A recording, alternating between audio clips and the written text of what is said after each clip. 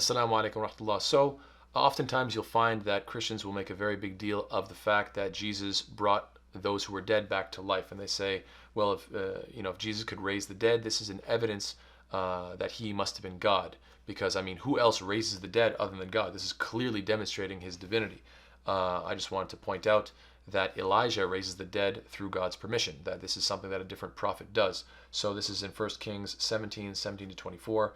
It mentions, sometime later, the son of the woman who owned the house became ill. He grew worse and worse and finally stopped breathing. She said to Elijah, what do you have against me, man of God? Did you come to remind me of my sin and kill my son? Give me your son, Elijah replied. He took him from her arms, carried him to the upper room where he was staying, and laid him on his bed. Then he cried out to the Lord, Lord my God, have you brought tragedy even on this widow I am staying with by causing her son to die? Then he stretched himself out on the boy 3 times and cried out to the Lord, Lord my God, let this boy's life return to him. The Lord heard Elijah's cries, and the boy's life returned to him, and he lived. So, pretty straightforward stuff.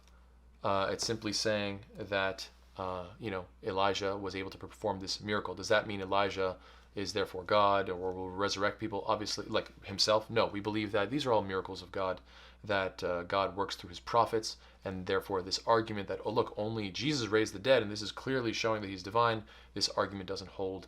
And furthermore, God is the ultimate source of all miracles anyhow. Just as Moses splitting the water doesn't make him a god of the water, Jesus and Elijah raising the dead doesn't make them gods of life and death. Rather, they're all prophets of God. So I hope that's clear. Take care. Assalamu alaikum wa rahmatullah.